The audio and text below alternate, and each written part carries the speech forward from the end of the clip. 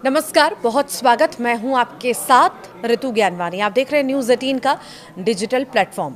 8वें वेतन आयोग 2025 को लेकर देश भर के सरकारी कर्मचारियों और पेंशन भोगियों में बड़ी उत्सुकता देखी जा रही है।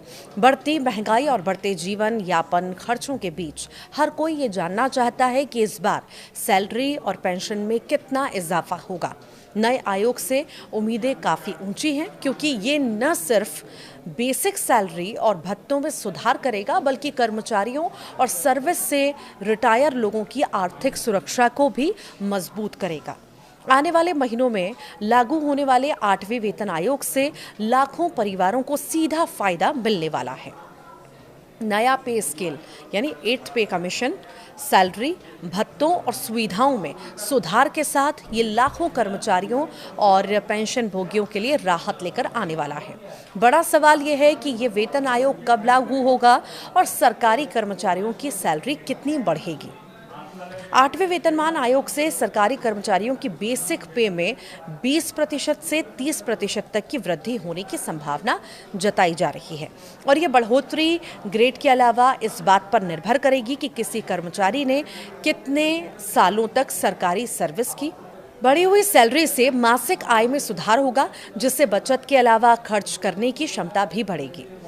पेंशन भोगियों के लिए खुशखबरी है। 8वें वेतन आयोग से पेंशन भोगियों की पेंशन में भी महत्वपूर्ण बढ़ोतरी करने जा रहा है। महंगाई और बढ़ते खर्चों को ध्यान में रखते हुए पेंशन भी बढ़ाई जाएगी, ताकि सेवानिवृत्त कर्मचारियों को आर्थिक सुरक्षा मिल सके।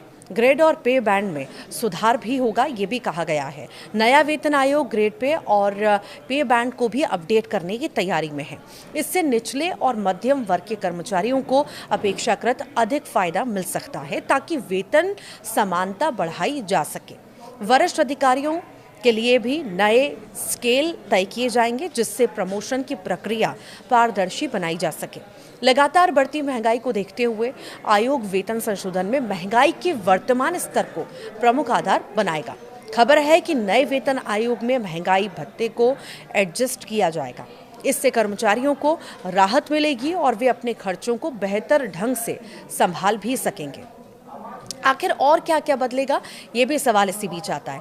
तो नए वेतन आयोग के लागू होने से हाउस रेंट अलाउंस यानी HRA, ट्रैवल अलाउंस यानी TA और मेडिकल भत्तों में भी संशोधन की संभावना है। बड़े शहरों में काम करने वाले कर्मचारियों को ज़्यादा HRA मिल सकता है। यात्रा भत्तों में बढ़ोतरी से रोजाना आने जाने का खर्चा भी कम होगा। मेडिकल भत्तों में भी नई सुविधाएं जोड़ी जा सकती हैं।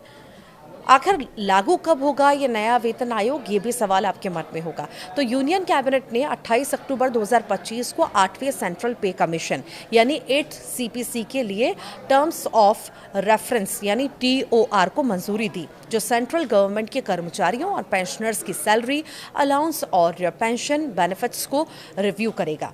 नए पे कमीशन के बनने के 18 महीनों के अंदर अपनी सिफारिशें देने की उम्मीद है। सरकार ने justice Ranjana Prakash Desai, supreme court की पूर्व जज हैं ये, इसका चेयरपर्सन इन्हें बनाया है। कमीशन में एक पार्ट टाइम मेंबर यानी IIM बैंगलोर के प्रोफेसर पुलक घोष और एक member secretary Pankaj Jain secretary होंगे। इसके बनने के बाद सिफारिशें देने के लिए 18 महीने का समय है। उम्मीद है कि ये बदलाव 1 जनवरी 2026 से लागू होंगे, लेकिन अभी इस बारे में सरकार ने पक्के तौर पर कुछ भी नहीं कहा है। पर जो फायदे मिलने वाले हैं उसको लेकर के आप क्या सोचते हैं, ज़रूर बताइएगा।